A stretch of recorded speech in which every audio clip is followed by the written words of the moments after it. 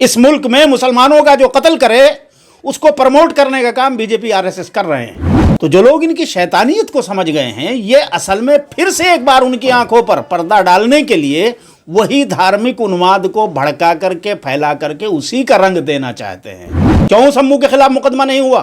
क्यों अम्मू जेल में नहीं गया? उल्टा तुमने उसे इनाम दिया कि उसको हरियाणा बीजेपी का स्पोक्स पर्सन बना दिया।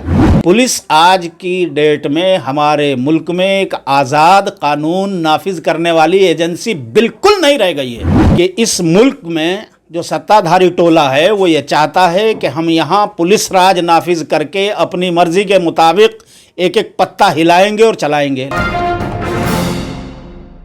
जिस तरह से ये मामला सामने आया है, ये 3 दिन पहले आई थी असल में वीडियो, और ये वायरल होती रही।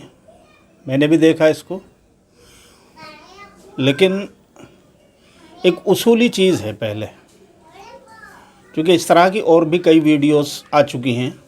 गाज़ियाबाद से ही इससे पहले मेरे सामने 2 वीडियो आ चुकी हैं जिसमें बच्चों के साथ बहुत ही भयानक जुर्म किया गया। इनको तो कुछ भी नहीं मारा गया, इससे बहुत ज़्यादा उनमें से 2 बच्चों को तो इस बुरी तरह मारा गया कि अधमरा कर दिया था।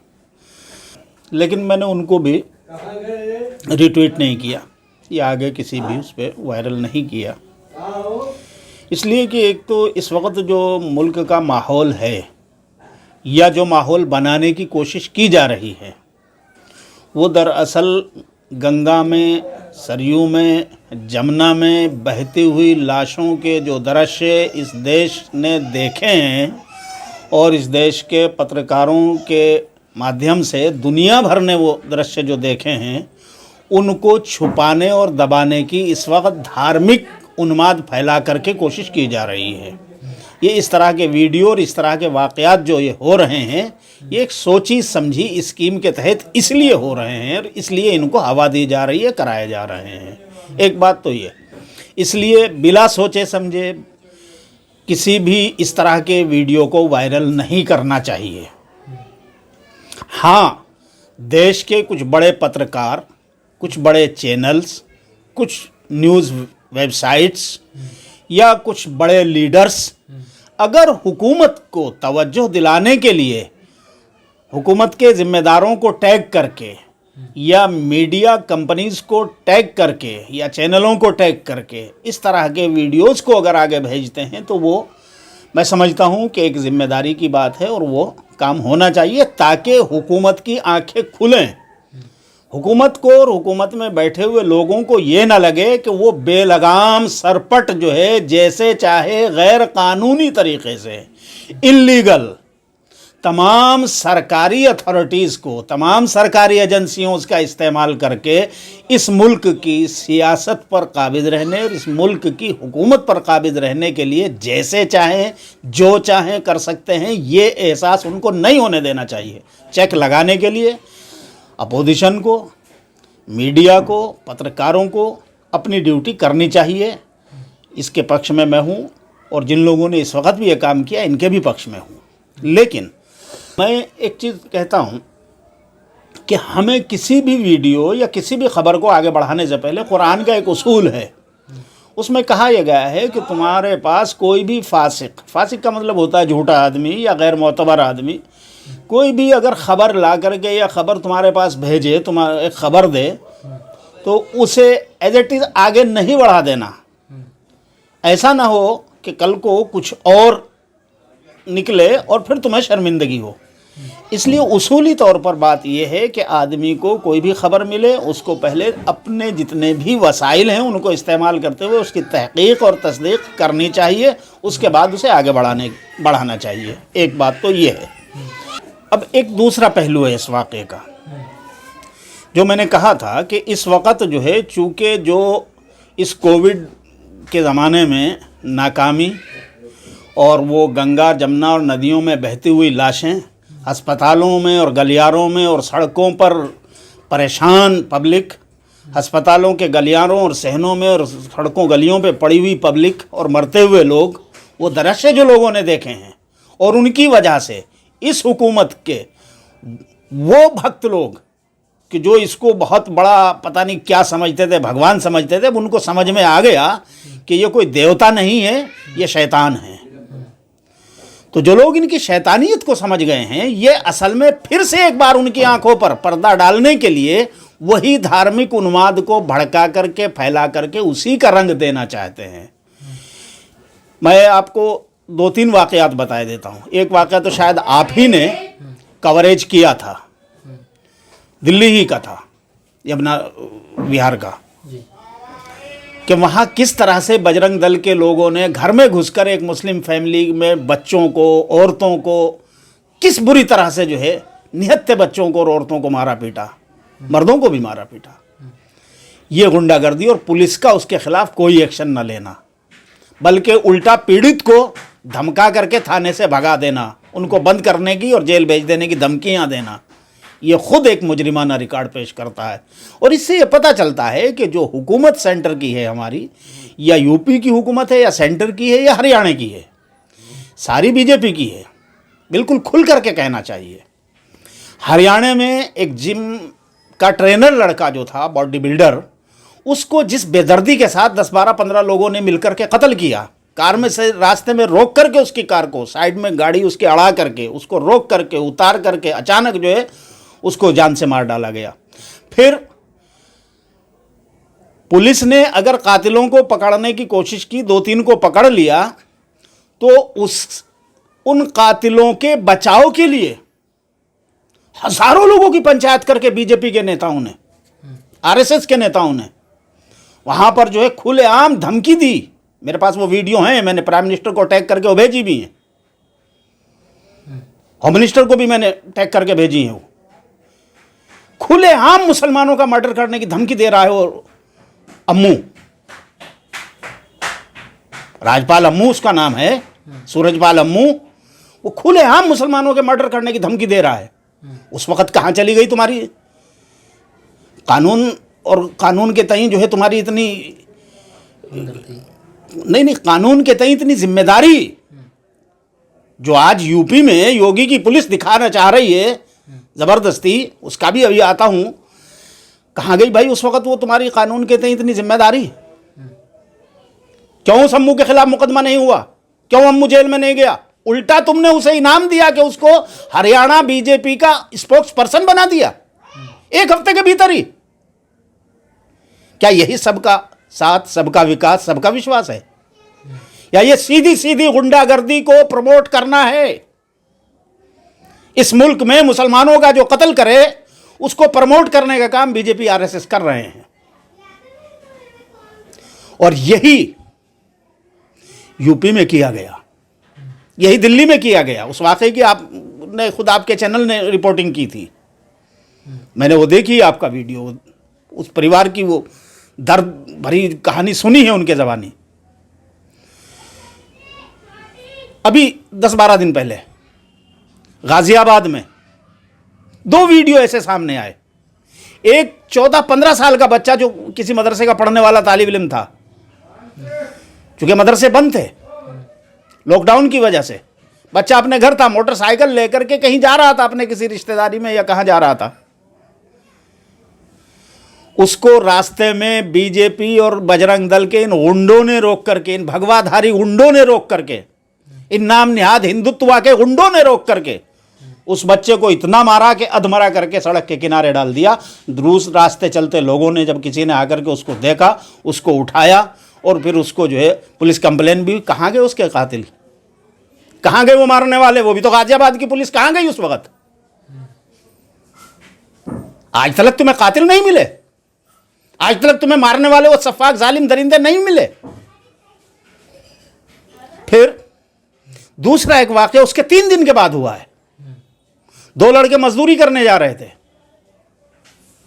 अपने काम पे। फैक्ट्रियां खुलने का चूंकि आदेश हो गया था लॉकडाउन में कि फैक्ट्रियां खुल सकती हैं, वो अपनी फैक्ट्री में कहीं मजदूरी करते होंगे, वहां जा रहे थे।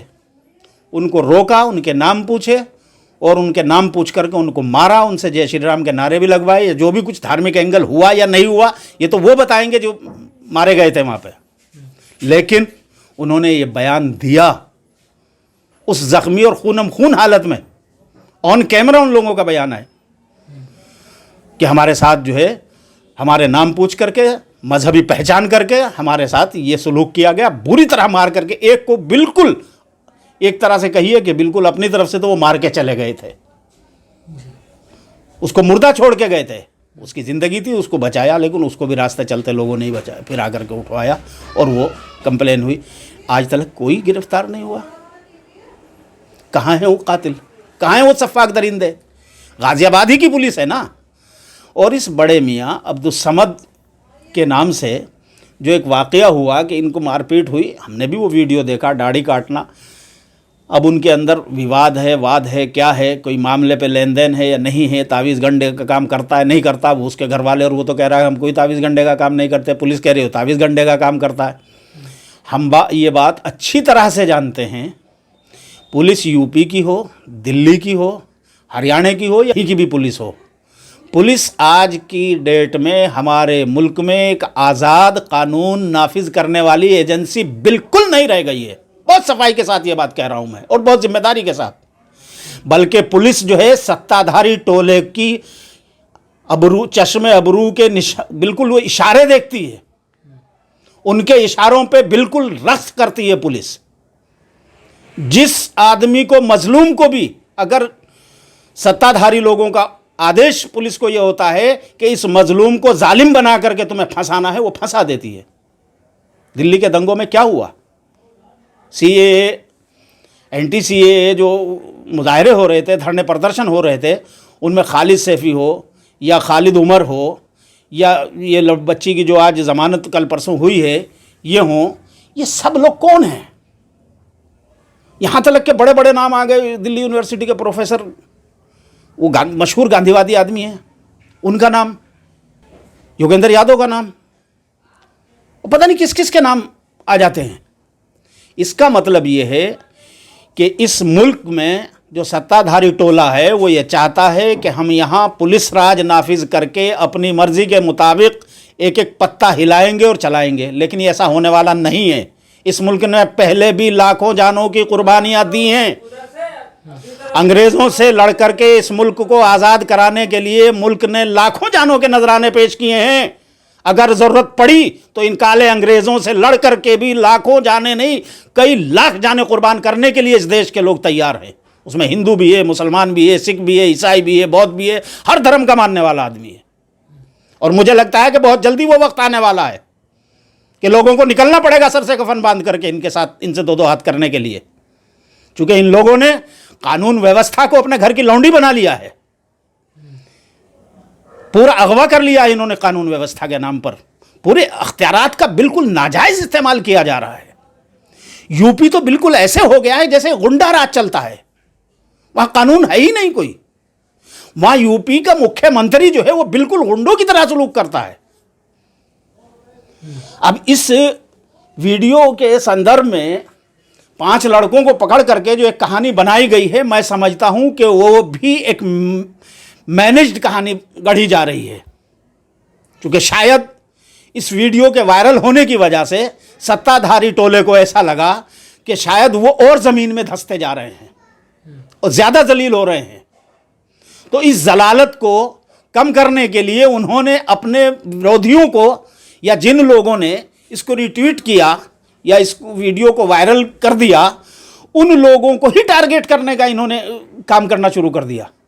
क्या ये देश की जनता भूल गई है, जानती नहीं है क्या कि जब एंटी सीएए विरोध प्रदर्शन हो रहे थे यूपी में, यही योगी पुलिस से कह करके घरों में घुस करके लोगों के साथ जुल्म और अन्याय के पहाड़ नहीं तोड़वाए?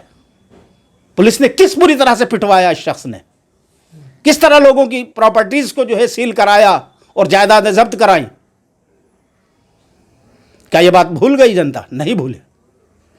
ये वही योगी हैं। फिर अभी कुछ ही दिन पहले आपने देखा,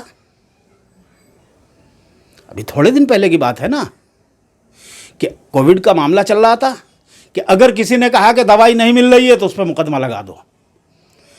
अगर किसी ने बहती हुई गंगा में लाश का फोटो लेकर के वीडियो डाल दिया ट्विटर पे या किसी भी सोशल मीडिया पर, उसके खिलाफ मुकदमा कर दो। कहीं किसी ने किसी गंगा के या जमुना के या किसी और नदी के किनारे पर शवों को दबा दिया या उनकी फ़ोटो वायरल कर दी, उन पर केस कर दो, जेल भेज दो। किसी भी जर्नलिस्ट ने कहीं भी किसी भी तरह का करप्शन को अगर उजागर कर दिया और सच्चाई सामने ले आया, उसके खिलाफ मुकदमा करके उसे जेल भेज दो। क्या योगी के इस किरदार को लोग जानते नहीं हैं कि ये योगी के रूप में ये आदमी बहरूपिया है और ये कानून से मिले हुए अख्तियारात को बिल्कुल नाजायज़ इस्तेमाल करके गुंडों की तरह काम कर रहा है और गुंडों की तरह पुलिस को इस्तेमाल कर रहा है। जैसे गुंडों का एक राजा होता है, वो जो है अपने छोकरों को और अपने चेलों को ऑर्डर कर देता है कि ये चाहिए मुझे, बिल्कुल उसी अंदाज में योगी अपनी पुलिस को ऑर्डर करता है कि मुझे ये चाहिए, और ये पुलिस उसी तरह से काम कर रही है। अब क्या तो ये मैनेज्ड जो रास्ता निकाल के दिया गया है पुलिस के जरिए, ये पुलिस की और बीजेपी की यानी योगी सरकार की और पुलिस की बहुत सोची समझी स्कीम और मंसूबे के तहत ये मुझे लगता है कि ऐसा किया गया है कि इसमें जो है 4 लड़के मुसलमानों का नाम भर दो। ये कोई नहीं देख रहा कि भाई वो बेकसूर है या वो मजलूम है, उसको पकड़ के जो है मारो, मार करके धमकाओ, उनके परिवार को भी धमकाओ, और उस बड़े मियाँ को जिसको पकड़ के पहले उस पर जुल्म और सितम हुआ उसको भी धमका दिया होगा पुलिस ने। और धमका करके पुलिस क्या क्या नहीं करती, किस किस तरह नहीं जुल्म करती, अत्याचार करती, क्या हम नहीं जानते? सारी जिंदगी नहीं हो गई देखते हुए? कैसे कैसे केस हमने नहीं देखे हैं अदालतों में? हमने तो कई सारे केसों की पैरवी की है ऐसी, घरों से पकड़ पकड़ कर ले जाकर के बता दिया कि फला जगह जो ये बम फाड़ने जा रहा था।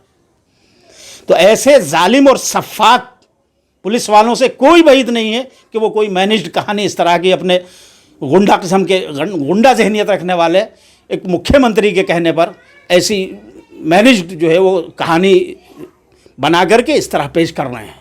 और वो सिर्फ इसलिए कर रहे हैं कि वो ये चाहते हैं कि कोई भी हमारे खिलाफ बोलने वाला इस प्रदेश में, इस मुल्क में कोई आवाज़ सुनाई नहीं देनी चाहिए। लेकिन ये याद रखना चाहिए, चाहे वो दिल्ली की सरकार हो, चाहे यूपी की सरकार हो या किसी और स्टेट की सरकार हो, ये याद रखना चाहिए कि आवाज़ें ताकत से दबाई नहीं जा सकती। लोकतंत्र है, लोकतंत्र में जितना आवाज़ों को दबाओगे उतनी ज़्यादा तेज़ी के साथ आवाज़ें उभरेंगी, उतना ही जो है तुम्हारे खिलाफ माहौल बनेगा। और अब वक्त आ गया है कि अब इस मुल्क के लोगों को, तमाम अपोजिशन को, तमाम पत्रकारों को, तमाम गैर जानिबदारों को, तमाम उन लोगों को जो जुल्म को जुल्म समझते हैं और जुल्म के ख़िलाफ़ बोलना उनकी जिम्मेदारी है, उन सब को सोच करके सामने आना पड़ेगा। आखिर कब तक इस तरह के जुल्म भाई इस जनता पर कराओगे? कितने मजलूमों की जानें और लिवाओगे? ये हरगिज़ ऐसा नहीं लगता कि इस मामले में जो कहानी पुलिस के ज़रिए सुनाई जा रही है वो सच्ची है, और इसकी परतें भी अब खुलने लगी हैं धीरे धीरे। मुझे उम्मीद है कि 2-4 दिन में और अच्छी तरह से सच्चाई खुल करके सामने आ जाएगी और असल मुजरिम भी पुलिस पकड़े या ना पकड़े लेकिन सामने ज़रूर आ जाएंगे, सच का पर्दा ज़रूर उठ जाएगा।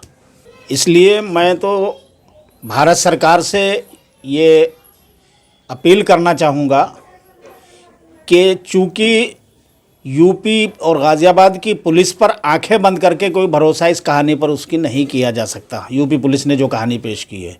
और दूसरी तरफ जो है कुछ लोग या जो भी लोग इसमें इन्वॉल्व हो चुके हैं, बहुत से लोग उनमें से बीजेपी वाले या दूसरे वो लोग जो है इस पे यकीन नहीं कर रहे हैं कि बड़े मियाँ ने क्या कहा या उनके बेटे ने क्या कहा या उसने उम्मैद पहलवान ने क्या कहा। कौन उम्मैद पहलवान है, ये एसपी का है या किसी और का है, पॉलिटिकल एंगल है या नहीं है। तो अब इस सारे विवाद को सही इसका पता लगाने के लिए कि असल हकीकत इसकी क्या है, एक इंडिपेंडेंट या तो सीबीआई की इंक्वायरी होनी चाहिए या फिर बेहतर यह है कि जुडिशियल इंक्वायरी इसकी एक सेटअप होनी चाहिए।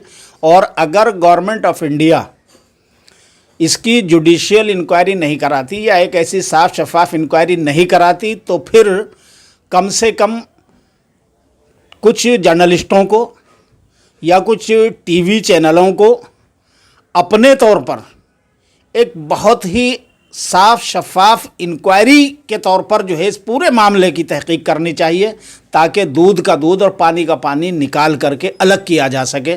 और जो क्राइम रिपोर्टर हैं वो ख़ास तौर से इस काम को बहुत आसानी के साथ कर सकते हैं। ये काम मेरे ख्याल से होना चाहिए और इस मामले की इंक्वायरी ज़रूर इंडिपेंडेंट होनी चाहिए, ताकि सच्चाई सामने आए। पुलिस की कहानी पर भी आंखें बंद करके यकीन नहीं कर सकते। और दूसरे लोगों को जब दूसरे मामले पे शक है तो उनकी शक को दूर करने के लिए फिर उसका तरीका यही एक बचता है कि हम जुडिशियल इंक्वायरी इसकी कराई जाए। सभी अहम खबरों के लिए न्यूज़ MX को सब्सक्राइब करें, साथ ही बेल आइकॉन को जरूर दबाएं। लाइक, शेयर, कमेंट करना ना भूलें।